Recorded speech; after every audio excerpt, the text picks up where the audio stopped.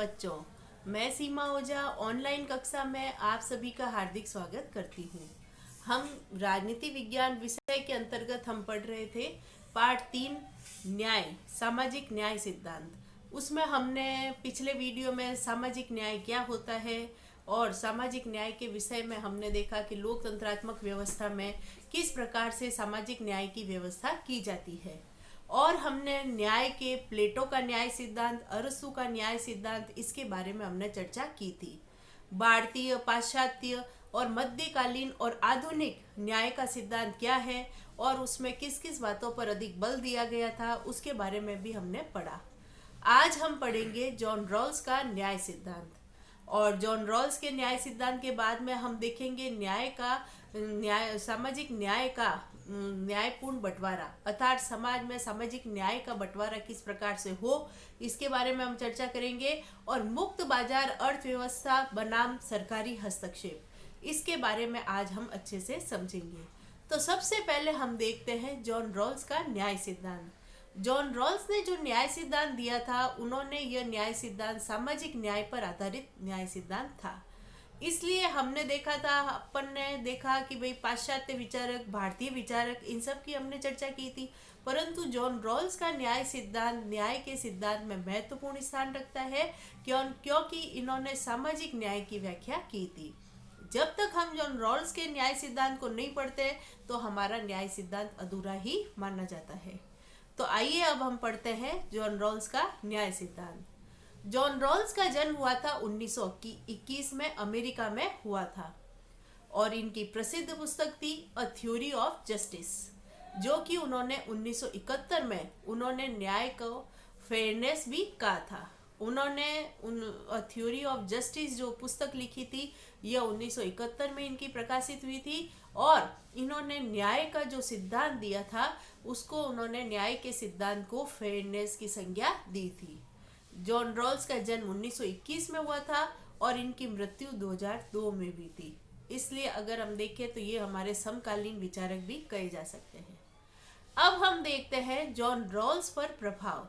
John Rawls पर किन किन का प्रभाव पड़ा, तो हम देखते हैं अरस्तू का, रूसो का, लॉक का, कांट का प्रभाव इन पर पड़ा। इन सब विचारकों का प्रभाव जॉन रॉल्स के विचार उनके ऊपर पड़ा।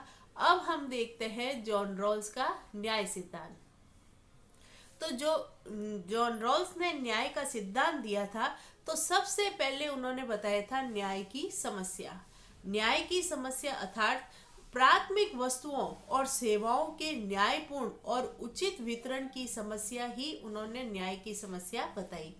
उन्होंने बताया कि जब तक किसी भी शासन व्यवस्था में प्राथमिक वस्तुओं और सेवाओं का वितरण न्यायपूर्ण ढंग से और उचित तरीके से नहीं होगा, तभी उस समाज में न्याय की समस्या उत्पन्न होगी।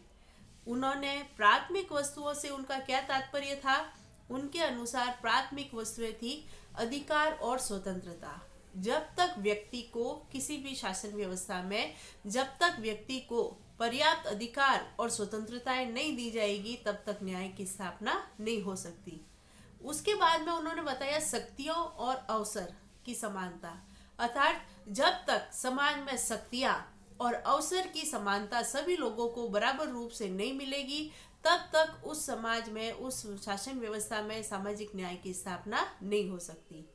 उसके बाद में उन्होंने बताया था कि आय और संपत्ति, जब तक आय और संपत्ति का वितरण समान रूप से और उचित रूप से नहीं किया जाएगा, अर्थात जहाँ पे आय और संपत्ति का केंद्रीकरण होगा और उनका वितरण अपन कहते हैं ना कि इनका वितरण अवैधानिक रूप से किया जाएगा, तो उस समाज में न्याय की स्थापना नहीं हो सकती। इसलिए आय और संपत्ति का उचित वितरण होना चाहिए। इसी प्रकार से आत्मसम्मान के साधन, ऐसी शासन व्यवस्था जहाँ पर लोगों के आत्मसम्मान की रक्षा हो, उनके गरिमा की रक्षा हो और वह आत्मसम्मान के उनको उचित अवसर प्रदान करें, वहीं पे सामाजिक न्याय की स्थापना हो सकती है। तो ये चार वस्तुएं उन्होंने बताई कि ये चारों ही चीजों पर ही न्याय टिका है। जिस शासन व्यवस्था में इन चीजों का उचित ढंग से और न्यायपूर्ण वितरण होगा, वहीं पे सामाजिक न्याय की स्थापना हो सकती है। रॉल्स के अनुसार जब तक प्राथमिक वस्तुओं का वितरण न्यायपूर्ण ढंग से नहीं होगा, तब तक सामाजिक न्याय की कल्पना करना निरर्थक है।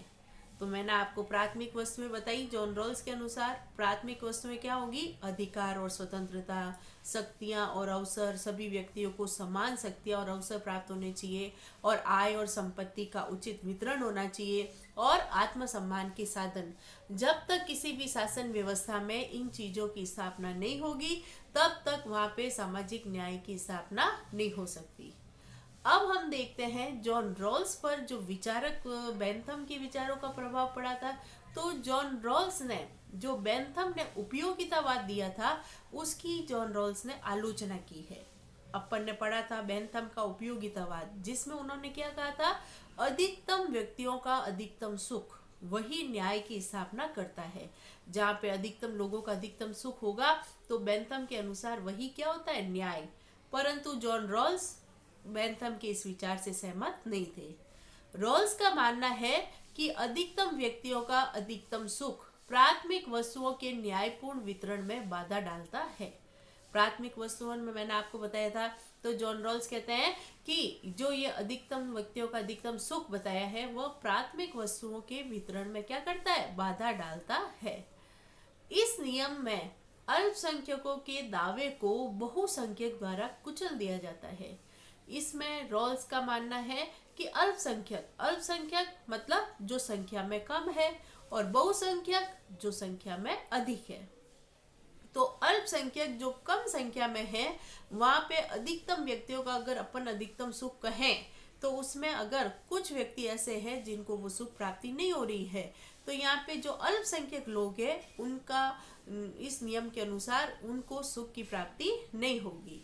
जैसा कि एक उदाहरण से हम बताते हैं। रॉल्स के अनुसार यदि किसी कार्य का वितरण से 90% लोगों को तो लाभ पहुंच रहा है, परंतु इसे न्यायपूर्ण नहीं कहा जा सकता, क्योंकि 10% लोगों के साथ में सीधा अन्याय हो रहा है। रॉल्स का मानना है कि अगर सरकार के द्वारा किन्हीं कार्यों का वितरण किया जाता है, किसी प्रकार के लाभ का वितरण किया जाता है, और उसमें 90% लोगों को तो उस लाभ का और उन कार्यों के वितरण का फायदा हो रहा है, परंतु 10% लोग ऐसे हैं जिनको उसका फायदा नहीं हो रहा है, या जिनको उन वितरण का लाभ बिल्कुल नहीं मिल रहा है, तो रॉल्स के अनुसार ये 10 लोगों के साथ में अन्याय होगा। इसलिए इन्होंने कहा कि जो अधिकतम व्यक्तियों का अधिकतम सुख है, उसे आप न्याय की संज्ञा नहीं दे सकते। अब रॉल्स का न्याय सिद्धांत, यहाँ पे उन्होंने उपयोगितावाद की आलोचना की थी। अब हम जॉन रॉल्स के न्याय सिद्धांत को समझेंगे। इस संबंध में रॉल्स ने न्याय सिद्धांत जो प्रतिपादित किया है, उसमें उन्होंने 2 बिंदुओं पर जोर दिया है। सबसे पहला है मूल स्थिति के औचित्य का सिद्धांत, और दूसरा उन्होंने बताया है अज्ञानता के पर्दे का सिद्धांत प्रस्तुत किया है। जॉन रॉल्स ने अपने न्याय सिद्धांत में 2 मुख्य बिंदु बताए हैं। सबसे पहला बिंदु बताया है मूल स्थिति के औचित्य का सिद्धांत। इस सिद्धांत के अनुसार उन्होंने क्या बताया है कि मनुष्य मूल स्थिति में व्यक्ति को विवेकशील और ईर्ष्याहीन प्राणी माना है। जो ये मूल स्थिति का सिद्धांत दिया है जॉन रॉल्स ने, यह उस व्यवस्था की ओर इंगित करता है जिस समय राज्य का उदय नहीं हुआ था। और राज्य का उदय नहीं हुआ था, उससे पहले व्यक्ति कैसा था? जंगल में एकांत जीवन, जंगल में एकांत और शांति प्रिय जीवन जीता था।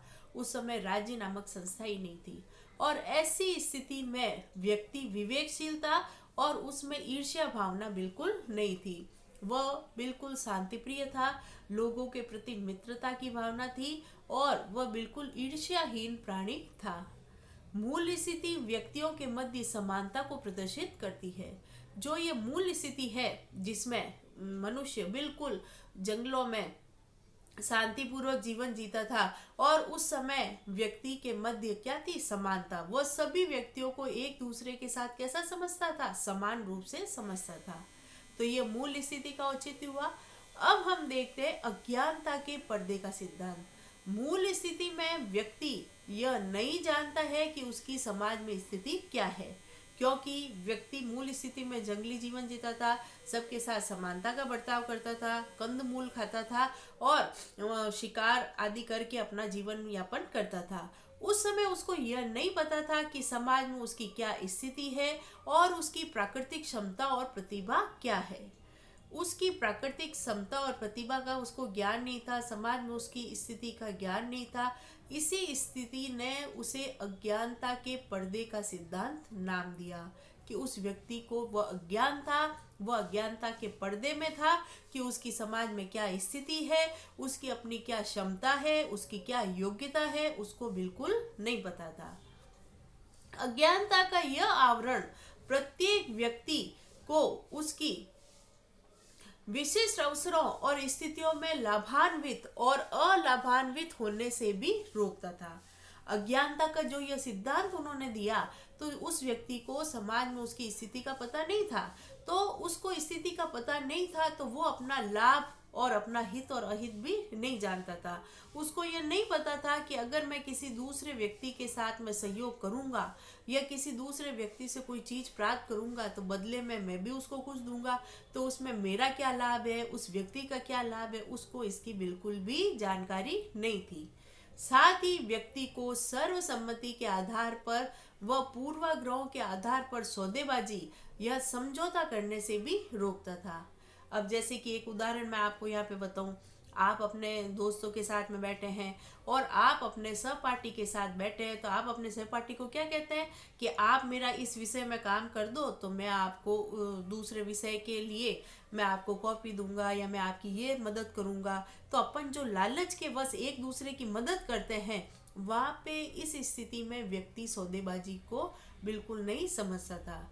उसको यह भी नहीं पता था कि अगर मैं किसी की मदद करूंगा तो बदले में वो मेरी क्या करेगा, या मैं किसी भी प्रकार का उसको कोई चीज दूंगा तो बदले में मैं उससे क्या लूं। इस चीज का उसको बिल्कुल ही ज्ञान नहीं था और वह बिल्कुल ही अनजान था, बिल्कुल ही अज्ञान था और वह समान रूप से सभी को समान समझता था। वह ना ही तो किसी के पूर्वाग्रह मतलब कि पहले से सोचना कि मैं अगर किसी व्यक्ति की मदद करूंगा तो बदले में उससे क्या लूंगा, यह चीज उसके दिमाग में नहीं थी। इसके आधार पर दो अधिकार उत्पन्न होते हैं। अपन ने दो सिद्धांत पढ़ लिए। पहला अपन ने पढ़ा मूल स्थिति के औचित्य सिद्धांत, जिसमें प्राकृतिक जीवन जीता था व्यक्ति, बिल्कुल अनजान था, अनभिज्ञ था, विवेकशील था। दूसरा हमने पढ़ा अज्ञानता का पर्दा, जिसमें वो प्राकृतिक मूल स्थिति में व्यक्ति जब रहता है तो उसको अपनी क्षमता योग्यता का पता नहीं था। इसके आधार पर दो अधिकार उत्पन्न होते हैं। पहला अधिकार क्या था?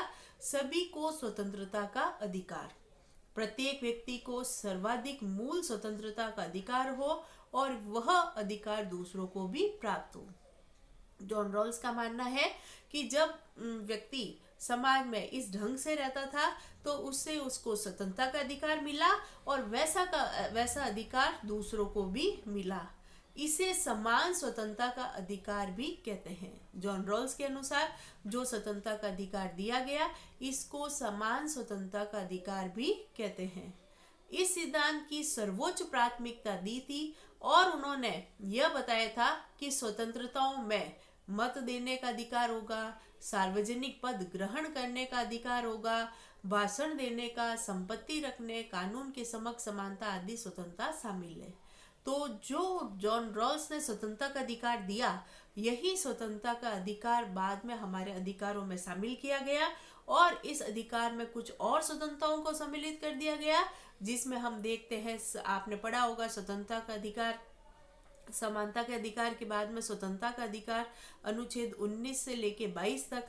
तो इसके अंतर्गत क्या बताया गया है कि सभी को सार्वजनिक पद ग्रहण करने का, भाषण का, संपत्ति रखने का, कानून के समक्ष समानता, तो ये सारी ही समानताएं स्वतंत्रता के अधिकार में हमें प्राप्त हुई। तो यहाँ से ये अधिकार उत्पन्न हुए। दूसरा जॉन रॉल्स ने बताया है विभेद का नियम। विभेद का नियम में उन्होंने क्या बताया कि सामाजिक और आर्थिक असमानताओं को इस रूप में व्यवस्थित करना चाहिए कि न्यूनतम सुविधा प्राप्त व्यक्तियों को सर्वाधिक लाभ मिले। जॉन रॉल्स का नाम विद्वान थे जिनका मानना क्या था कि विभेद का नियम अर्थात सरकार द्वारा ऐसे नियम स्थापित करने चाहिए जिसमें सामाजिक और आर्थिक असमानताओं, मतलब कि असमानता कैसी कि समाज में दो वर्ग स्थापित हो गए, एक तो साधन संपन्न वर्ग, एक साधनहीन वर्ग। तो जो साधनहीन वर्ग है उनको भी समाज में ऐसे कानून बनाने चाहिए, सरकार को ऐसी नीतियां बनानी चाहिए जिसमें उनको जो न्यूनतम सुविधा प्राप्त है अर्थात साधनहीन वर्ग है उनको भी सर्वाधिक लाभ मिले। तो इसको जॉन रॉल्स ने बताया है विभेद का नियम। अर्थात जो विभेद है उसमें भी ऐसा नियम होना चाहिए जिसमें न्यूनतम सुविधा प्राप्त लोगों को भी पर्याप्त लाभ मिल सके। तीसरा जॉन रॉल्स ने बताया था अवसर की समानता। अवसर की समानता में उन्होंने क्या बताया कि यह विषमताएं इस तरह से व्यवस्थित हो कि अवसर की समानता के अंतर्गत सभी के लिए पद और स्थितियां खुली हो और इसे भेद मूलक सिद्धांत और अवसर की उचित समानता का सिद्धांत भी शामिल है। तो जॉन रॉल्स ने जो न्याय का सिद्धांत दिया उससे 3 नियम निकले, एक तो स्वतंत्रता का अधिकार निकला, दूसरा विभेद का नियम बताया और तीसरा उन्होंने बताया अवसर की समानता।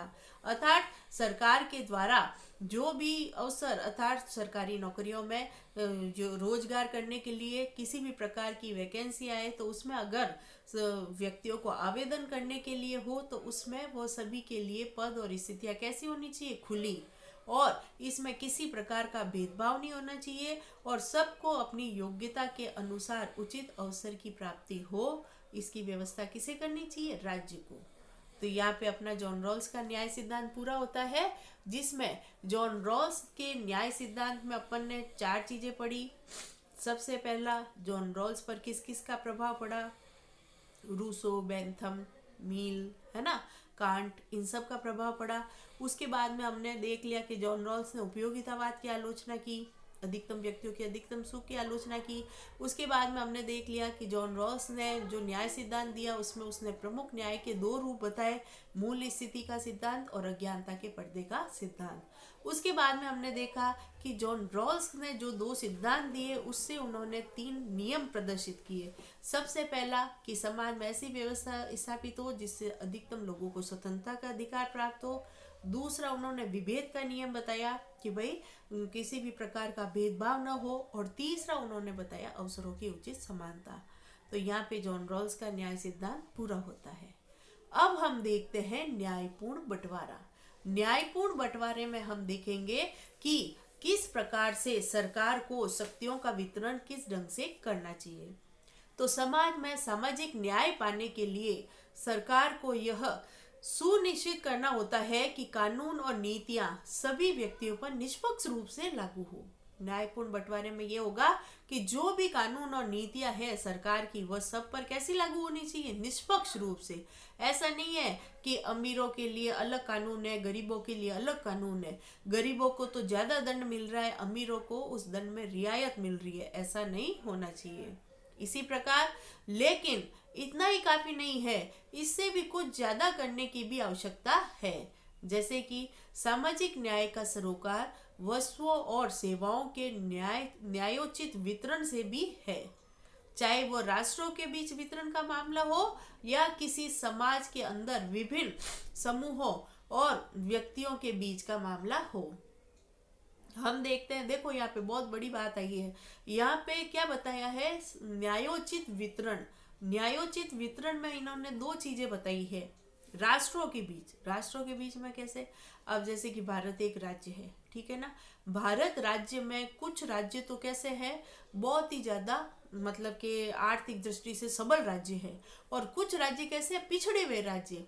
तो यहाँ पे क्या होता है, अपन देखते हैं कि कुछ राज्यों में तो संसाधन की पूर्ति होती है। तो जैसे कि आज एक गुजरात राज्य देख लो, वहाँ पे आर्थिक संसाधन पूर्ण है, महाराष्ट्र देख लो, है ना। इसी प्रकार से आप केरल वगैरह ये राज्य देख लो, और एक इधर जम्मू कश्मीर देख लो, राजस्थान देख लो, और इधर आप चले जाओ मणिपुर, मिजोरम, त्रिपुरा, ये राज्य देख लो।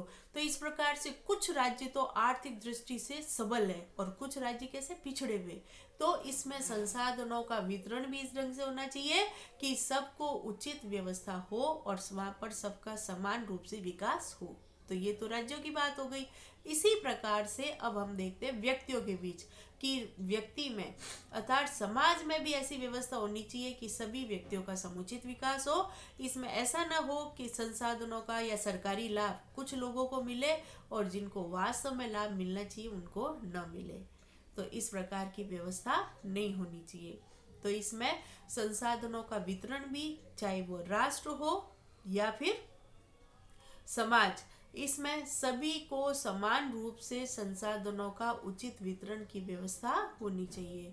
तो यहाँ पर ये दो बातें प्रमुख रूप से आती है। अब हम देखते हैं कि यदि समाज में गंभीर सामाजिक या आर्थिक असमानताएं हैं तो यह जरूरी होगा कि समाज के कुछ प्रमुख संसाधनों का पुनर्वितरण हो, जिसमें नागरिकों को जीने के लिए समस्त समतल धरातल मिल सके। यहाँ पे बताया है कि यदि समाज में इस प्रकार की समस्या पैदा हो, यदि यह समाज में गंभीर समस्या हो जहाँ पर सामाजिक या आर्थिक असमानताएं हैं, मतलब सामाजिक रूप से या आर्थिक रूप से कुछ पिछड़े हुए लोग हैं, पिछड़े हुए वर्ग है, जहाँ पे इस प्रकार का बहुत ज़्यादा भेदभाव है या बहुत ज़्यादा लंबा अंतराल है, तो अगर ऐसा अंतराल है तो वहाँ पे कुछ संसाधनों का क्या होना चाहिए, पुनर्वितरण। पुनर्वितरण मतलब कि ऐसे संसाधनों का वापस से या ऐसी सरकारी योजनाओं का वापस से पुनः वितरण, पुनः बंटवारा इस प्रकार से होना चाहिए जिससे कि सभी नागरिकों को जीने के लिए समान धरातल अर्थात जीने के लिए आधारभूत सुविधाएं प्राप्त हो। आधारभूत सुविधाएं क्या होगी, रोटी, कपड़ा और मकान। अर्थात आप देखते हैं कि गरीबों के लिए, जितने भी गरीब है, जो बीपीएल रेखा, बिलो पॉवर्टी रेखा के नीचे है, उनको सरकार बार बार क्या करती है, 2 रुपए राशन की दुकान पे 2 रुपए किलो अनाज मिलता है और उनको इंदिरा आवास योजना के तहत बहुत कम या निःशुल्क आवास की व्यवस्था कराई जाती है। इसी प्रकार से आप देखते हैं उनको खाद्यान्न और दवाइयों की व्यवस्था, सरकारी हॉस्पिटल में आप चले जाओ, निःशुल्क प्रधानमंत्री दवा योजना, इसके तहत उनको निःशुल्क दवा भी उपलब्ध कराई जाती है। और आप देखते हो विधिक सहायता, अपन देखते हैं ना जनहित याचिका, उसके अंतर भी क्या होता है कि उनको निशुल्क, बिल्कुल निशुल्क भी विधिक सहायता उपलब्ध कराई जाती है। और कई बार प्रशासन और सरकार इस प्रकार का अभियान भी चलाती है जिसमें प्रशासन गांवों की और प्रशासन शहरों की ओर, जिसमें गांव और शहरों में सरकारी कर्मचारी स्वयं जाके उनकी परेशानी को देखते हैं। तो ये सारे प्रयास एक सरकार द्वारा कराए जाते हैं जिससे कि सभी नागरिकों को एक समान धरातल उत्पन्न हो, उनको आवश्यक रूप से उनकी सारी सुविधाएं उन्हें प्राप्त हो। अब हम देखते हैं, इसीलिए किसी भी देश के अंदर सामाजिक न्याय के लिए यह जरूरी है कि न केवल लोगों के साथ समाज के कानूनों और नीतियों के संदर्भ में समान बर्ताव किया जाए, बल्कि जीवन की स्थितियों और अवसरों के मामले में भी बुनियादी समानता का उपयोग किया जाए। हम देखेंगे कि सिर्फ नीतियों और कानूनों की समानता ही नहीं जरूरी है, बल्कि उनको अवसरों की समानता भी मिलनी चाहिए और उनको अवसरों की समानता और जीवन की स्थितियों में समान अवसर उपलब्ध कराए जाने चाहिए, जिससे कि वे बुनियादी समानता मतलब क्या हुआ, इसका मतलब हुआ कि रोटी, कपड़ा, मकान जैसी आवश्यक चीजें उन सबको उपलब्ध कराई जाए। यह हर व्यक्ति के लिए जरूरी माना गया है कि वह अपने उद्देश्यों के लिए प्रयास कर सके और स्वयं को अभिव्यक्त कर सके। यह हर व्यक्ति के लिए जरूरी माना है कि वह इन सब चीजों को प्राप्त करने का प्रयास भी करे और अपनी पहचान बनाए। उदाहरण के लिए हमारे देश में सामाजिक समानता को बढ़ावा देने के लिए संविधान ने छुआछूत का अधिकार आपको पता है, अनुच्छेद 17, जिसके अंतर्गत इस छुआछूत की प्रथा का उन्मूलन किया गया है। साथ ही में यह सुनिश्चित किया है कि निचली कही जाने वाली जातियों के लोगों को मंदिर में प्रवेश और नौकरी पाने और पानी जैसी बुनियादी जरूरतों से रोका न जा सके। अर्थात यहाँ पे रोका न जा सके, न आएगा, क्योंकि मतलब कि ऐसी व्यवस्था की गई है जिसमें जो अपन देखते हैं ना, छुआछूत के आधार पर हम कहते हैं कि ये ऐसी जाति के लोग हैं जिनके हाथ का हम पानी नहीं पिएंगे, ये मंदिर में प्रवेश नहीं कर सकते हैं, तो इस अधिकार के तहत उनको रोकने की मनाही की गई है। इसी प्रकार विभिन्न राज्य सरकारों ने जमीन जैसे महत्वपूर्ण संसाधन के अधिकार पूर्ण वितरण के लिए भूमि सुधार कानून जैसे कदम भी उठाए हैं। हम देख रहे हैं कि विभिन्न राज्यों में सरकारों ने क्या किया है कि आपने देखा होगा कि भूमि संबंधी जो संसाधन है उसके अधिकार पूर्ण वितरण के लिए भी क्या किया है, उचित कदम उठाया है, जिसमें भूमि सुधार कानून लागू किए गए हैं। तो यहाँ पे हो गया हमारा न्यायपूर्ण वितरण। न्यायपूर्ण वितरण का मतलब आप समझ गए, संसाधनों का, अधिकारों का न्यायपूर्ण वितरण। अब हम पढ़ेंगे सामाजिक न्याय का अनुसरण, कि भाई कहाँ तक इसका अनुसरण हुआ है। तो न्यायपूर्ण समाज को लोगों के लिए न्यूनतम बुनियादी स्थितियां जरूर मुहैया कराना, ताकि वे स्वस्थ और सुरक्षित जीवन जीने में सक्षम हो सके, समाज में अपनी प्रतिभा का विकास कर सके और इसके साथ समान अवसरों के जरिए वह अपने लक्ष्य को और बढ़ सके। तो इसकी जिम्मेदारी किसकी होगी? सरकार की। सरकार विभिन्न नियम और संगठन के द्वारा ऐसी व्यवस्था करेगी जिससे कि व्यक्ति को सुरक्षित और अच्छा जीवन जी सके और अपनी प्रतिभा का विकास कर सके और समान अवसरों का उपयोग कर सके। इसके लिए विभिन्न सरकारों और विश्व स्वास्थ्य संगठन जैसे अंतर्राष्ट्रीय संगठनों ने भी लोगों की बुनियादी आवश्यकताओं की गणना के लिए बहुत सारे तरीके इजाद किए हैं।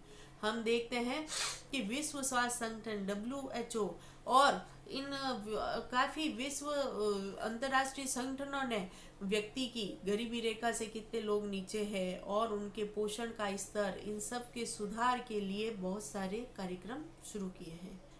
लेकिन सामान्यतः इस पर सहमति है कि स्वस्थ रहने के लिए आवश्यक पोषक तत्वों की बुनियादी मात्रा, आवास, शुद्ध पेयजल की आपूर्ति, शिक्षा और न्यूनतम मजदूरी इन बुनियादी स्थितियों में महत्वपूर्ण हिस्से होंगे। उन्होंने बुनियादी चीज़ों में क्या महत्वपूर्ण चीज़ें बताई है? एक तो पोषक तत्व, उनके खाने में पोषक तत्व होने चाहिए, आवास की उचित व्यवस्था होनी चाहिए, शुद्ध पेयजल की आपूर्ति होनी चाहिए, शिक्षा का पर्याप्त वातावरण होना चाहिए और व्यक्ति को न्यूनतम मजदूरी मिलनी चाहिए। इन सब चीज़ों को ध्यान में रखा जाएगा। इसी तरह लोगों को बुनियादी ज़रूरतों की पूर्ति के लिए लोकतांत्रिक सरकार की जिम्मेदारी समझी जाती है। इसमें बताया गया है कि सभी व्यक्तियों को बुनियादी आवश्यकताओं की पूर्ति हो, इसके लिए उस लोकतांत्रिक सरकार की जिम्मेदारी होगी। यह सब किसने व्यवस्थित किया है? अंतर्राष्ट्रीय संगठनों ने और संयुक्त राष्ट्र संघ के मानव अधिकार आयोग द्वारा यह सब कुछ संचालित किया जाता है। अब हम पढ़ेंगे मुक्त बाजार बनाम राज्य का हस्तक्षेप। मुक्त बाजार का मतलब क्या होता है? खुली प्रतियोगिता, अर्थात व्यक्ति को किसी भी कार्य के लिए खुला छोड़ दो, खुली प्रतियोगिता वह कर सके और ज़्यादा से ज़्यादा लाभ प्राप्त कर सके। और जैसे कि हम देखते हैं मुक्त बाजार अर्थव्यवस्था का अर्थ होगा खुली प्रतियोगिता, व्यापार जिसमें सरकारी हस्तक्षेप कम से कम हो। सरकार का हस्तक्षेप कम होगा और मुक्त बाजार का समर्थन करने वाले लोगों का क्या विचार है कि जहां तक संभव हो व्यक्तियों को संपत्ति एकत्रित करने के लिए और मजदूरी और मुनाफे के मामले में दूसरों के साथ अनुबंध और समझौते में शामिल होने के लिए स्वतंत्र होना चाहिए। मुक्त बाजार के जो समर्थक है उनका विचार यह है कि व्यक्ति को मजदूरी करने के लिए या फायदा प्राप्त करने के लिए दूसरों के साथ में अगर कोई अनुबंध करता है, समझौता करता है, तो इसके लिए व्यक्ति को खुला छोड़ दिया जाना चाहिए। बाजार को राज्य बाजार के का है उसमें राज्य के हस्तक्षेप को मुक्त कर दिया जाना चाहिए। अर्थात बाजार है उसमें राज्य का हस्तक्षेप बिल्कुल नहीं होना चाहिए। व्यक्ति को खुला छोड़ दो, वह अपनी इच्छा से अपनी योग्यता के अनुसार उचित रास्ता मिल जाएगा। इसमें क्या होता है कि योग्यता और प्रतिभाशाली व्यक्तियों को तो लाभ ज़्यादा फायदा होता है, ज़्यादा लाभ मिल जाता है, जबकि जो अयोग्य व्यक्ति होते हैं और अक्षम व्यक्ति होते हैं उनको फायदा नहीं मिलता है। इसमें जो योग्य होशियार व्यक्ति होते हैं वो तो इस प्रतियोगिता की दौड़ में आगे निकल जाते हैं, परंतु जो अयोग्य होते हैं, जो अक्षम होते हैं, वो इसमें पीछे रह जाते हैं। लेकिन मुक्त बाजार के सभी समर्थक आज पूर्णतया अप्रतिबंधित बाजार के समर्थन नहीं करेंगे। आप देखेंगे कि जो मुक्त बाजार अर्थव्यवस्था को मानने वाले समर्थक हैं, वे आज पूर्ण रूप से प्रतिबंधित बाजार का समर्थन नहीं करते हैं, क्योंकि उनका क्या मानना है कि कुछ प्रतिबंध तो होने जरूरी है। उदाहरण के लिए, सभी लोगों के लिए न्यूनतम बुनियादी जीवन मानक सुनिश्चित करने हेतु राज्य के हस्तक्षेप, ताकि वे समान शर्तों पर प्रतिस्पर्धा करने में समर्थ हो। जो मुक्त बाजार के समर्थक है उनका मानना है कि जैसे कि न्यूनतम बुनियादी आवश्यकताएं है, रोटी, कपड़ा, मकान आदि, इन चीजों को प्राप्त करने में सरकार का हस्तक्षेप होना जरूरी है, ताकि इस प्रतिस्पर्धा में सबको बुनियादी सुविधाएं प्राप्त हो सके। स्वतंत्र बाजार से भेदभाव कम होंगे, जैसे कि स्त्री पुरुष का जाति के आधार पर, धर्म के आधार पर और अमीरी गरीबी के आधार पर आदि के आधार पर भेदभाव कम होंगे, और बाजार में प्रतिभा और कौशल का सम्मान होगा। बाजारी वितरण के पक्ष में एक तर्क और दिया जाता है कि हमें ज्यादा विकल्प प्रदान होते हैं, और इसमें शक नहीं है कि बाजार प्रणाली उपभोक्ता के तौर पर हमें बहुत ज्यादा विकल्प मिलते हैं। जब आप देखो कि पूंजीवादी अर्थव्यवस्था आती है, अमेरिका में इसका उदाहरण है, तो इसमें क्या होता है, जो योग्य होते हैं, प्रतिभा संपन्न योग्य व्यक्ति होते हैं, उनको उस प्रतियोगिता के दौर में खुला छोड़ दो, और इसमें सरकारी हस्तक्षेप नहीं होगा, सारे कार्य निजी क्षेत्र में किए जाएंगे। तो इसमें बहुत सारी चीजें उपभोक्ताओं के सामने विकल्प उपस्थित होंगे। जैसे कि आप एक उदाहरण ले लो, हेयर ऑयल का उदाहरण ले लो, तो आज अगर हमें हेयर ऑयल चाहिए या टूथपेस्ट चाहिए या ब्रश चाहिए या कोई भी चीज़ देख लो, बाजार में क्रीम देख लो, साबुन देख लो, तो उसकी काफ़ी सारी चीज़ें हमारे सामने उपस्थित होती है। तो इसमें उपभोक्ताओं के सामने क्या होते हैं, बहुत सारे विकल्प होते हैं, उनको अपनी पसंद की चीज़ चुनने का अधिकार होता है। चाहे वो जैसा चावल चाहे वो पसंद कर सकते हैं, पसंदीदा स्कूल में जा सकते हैं, बशर्ते कि उनको उसकी कीमत चुकाने के लिए उनके पास साधन हो। मतलब कि व्यक्ति के पास में बहुत सारे विकल्प होते हैं, बशर्ते कि उनके पास उनकी कीमत चुकाने के साधन हो। लेकिन बुनियादी वस्तुओं और सेवाओं के मामले में महत्वपूर्ण बात यह है कि अच्छी गुणवत्ता की वस्तुएं और सेवाएं लोगों को खरीदने के लायक कीमत उपलब्ध हो। अब जैसे कि हम कहते हैं कि बुनियादी वस्तुएं और अच्छी वस्तुएं अगर खरीदे तो उसके लिए क्या होना चाहिए, लोगों के पास में पैसा होना चाहिए, और वो पैसा होगा तभी वह वस्तुओं और सेवाओं को वो खरीद सकते हैं। इसलिए इसमें सरकारी हस्तक्षेप होना बहुत ही जरूरी है, क्योंकि निजी चीज़ों से उसकी गुणवत्ता को अपेक्षाकृत कम आंका गया है, जबकि अगर यह वस्तुओं पर सरकार का हस्तक्षेप होगा तो उसकी गुणवत्ता कैसी होगी, उच्च किस्म की होगी। मुक्त बाजार और निजी उद्यम के पक्ष में अन्य तर्क यह भी है कि वे जो सेवाएं मुहैया कराते हैं उनकी गुणवत्ता सरकारी संस्थानों द्वारा प्रदत्त सेवाओं से प्राय बेहतर होती है। मुक्त बाजार में जो भी सेवाएं और गुणवत्ता होती है वह सरकारी संस्थाओं से भी अच्छी होती है, लेकिन उनकी कीमत गरीब लोगों की पहुंच से बाहर होने के कारण सामाजिक न्याय प्राप्त करने की दृष्टि से सरकारी हस्तक्षेप होना जरूरी है। हम देखते हैं कि निजी वस्तुओं की चीज़ें अपेक्षाकृत अच्छी होती है, परंतु उसकी कीमत इतनी ज़्यादा होती है कि वह गरीब लोगों की पहुंच से बाहर होता है। इसलिए सभी लोगों को समान पर्याप्त सुविधाएं प्राप्त हो, सब लोग उसका फायदा उठा सके, इसके लिए क्या जरूरी है, सामाजिक न्याय जरूरी है।